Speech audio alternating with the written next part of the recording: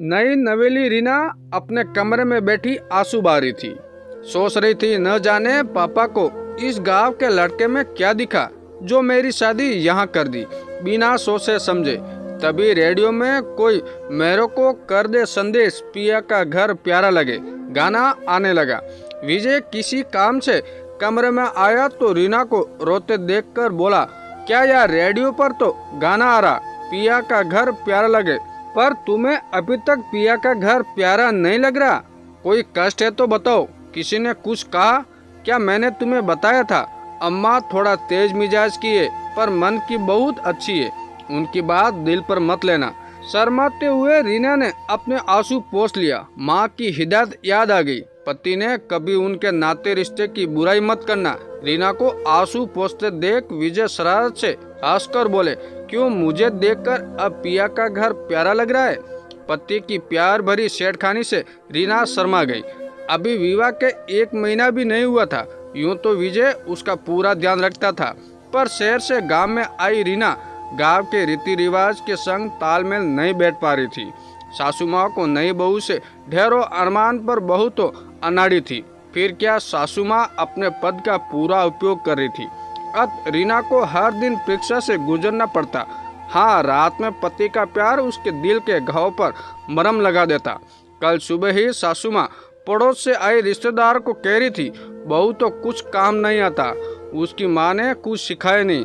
क्या शहर में लोग अपनी लड़कियों को कुछ सिखाते नहीं? वो रिश्तेदार महिला सासू माँ को बोली, और लाओ शहर की लड़की, हम तो आपसे पहले ही कह रहे थे ये शहरी लड़कियाँ काम धंधा नहीं कर पाएगी, नखरे अलग दिखाएगी। सुनकर रीना को बहुत बुरा लगा, रोक कर रह गई पर कुछ बोली नहीं। कुछ दिन और बीते। मायके से पिता और भाई रीना को विदा कराने के लिए आ गए। पिता और भाई को देख रीना फूले न समा रही थी। इस चक्कर में विजय के मलिन चेहरे पर उसकी निगाहें नहीं पड़ी। रीना जब कमरे में अपना सामान पैक करने आई तब विजय ने उसका हाथ पकड़ लिया। मायके में मेरी याद नहीं आएगी तुम्हें?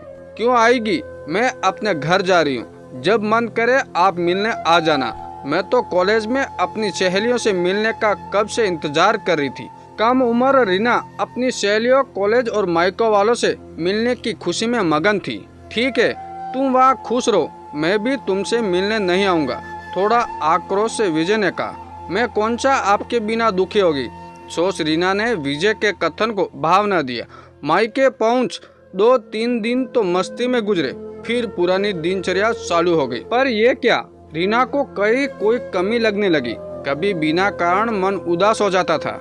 माँ ने ससुराल के बारे में पूछा तो रीना ने कहा, आप तो कहती थी वहाँ सासू माँ दूसरी माँ है, पर वो तो सिर्फ मुझे ही डांटती रहती है। विवाह ननद को किसी गलती पर नहीं डांटती। अगर वो रिश्ते में भेदभाव करेगी तो मैं कैसे वहाँ रह पाऊंगी। उस समय रजनी जी चुप रह गई, पर मौके की तलाश में थी। रजनी एक सुलझी हुई महिला थी। बेटी ससुराल में सामंजस्य बैठा ले, इसकी पूरी कोशिश कर रही थी। ये उस समय की कहानी है जब मोबाइल का जिंदगी में प्रादुर्भाव नहीं हुआ था। चिट्ठी का जमाना था। रीना न जाने क्यों पोस्टमैन का इंतजार करने लगी। हफ्ता भर बीत गया, विजय का कोई पत्र नहीं आया। रीना थोड़ी उदास रहने लगी, किसी काम में उसका दिल न लगता। रजनी जी बेटी के मनोवर्तियों को समझ रही थी। एक दिन रीना के सामने रजनी जी ने अपनी बहू को उसकी किसी गलती पर डांट लगाई। रीना को अच्छा नहीं लगा। बाद में अपनी भाभी से पूछा, माँ आपको डांट लगाती है तो बुरा लगता होगा आपको? भाभी हंसकर बोली, अरे माँ की डांट का क्या, अपना समझ कर रही हो तो डांटती है। फिर इस घर के रीति रिवाज के आगे ले जाने की जिम्मेदारी भी तो मेरी है, इसलिए माँ प्यार और अनुशासन दोनों के साथ रही है। रीना के मन की एक गिरह खुल गई। सासू माँ डांटती थी तो ख्याल भी रखती थी। भाभी की बात ने उसके सोचने की दिशा बदल गई। एक दिन बेटी को उदास देख रजनी ने उदासी का कारण पूछा तो रीना फपक कर रो पड़ी। मुझे आए 15 दिन हो गए, विजय का कोई पत्र नहीं आया, ऐसा क्यों होता है माँ? मुझे क्यों उनकी याद आ रही है? उनको तो कोई परवाह नहीं मेरी। ये कैसा गठबंधन है हमारा? ये गठबंधन ऐसा ही होता है, 2 अनजान लोग इस गठबंधन में बंधकर कब एक दूसरे के दिल में बस जाते पता नहीं चलता। एक दूसरे की इच्छा और रिश्तों का सम्मान भी इस गठबंधन की पहली शर्त होती है। समय के साथ ये गठबंधन और मजबूत हो जाता है। एक बात याद रखो रीना, सिर्फ लेना नहीं बल्कि देना भी सीखो। अगर विजय का पत्र नहीं आया तो तुम ही आगे बढ़कर लिख दो। तुम्हारी एक पहल तुम्हारे लिए खुशियों का द्वार खोल देगी। माँ की बातें सुन रीना का दिल हल्का हो गया। रात खाना खाकर पत्र लिखने बैठी थी। पेन मुंह में दबाए गहन सोच में डूबी। क्या संबोधन दूं? बाहर घंटी बजी, कुछ आवाजें आई, पर रीना तो पत्र लिखने की कोशिश में सब अनसुना कर दी। सामने अचानक विजय का चेहरा आ गया। रीना को लगा सपना देख रही, मुस्कुरा दी। कैसे हो मैडम? पिया का घर वीरान करके आप कब आए? रीना हैरानी से बोली। जब तुम मुंह पेन दबाए गहन सोच में डूबी थी। विजय के कहते ही रीना उसकी खुली बाहों में समा गई। शायद गठबंधन का रूप यही होता है जो अनजान दिलों को आपस में बांध देता।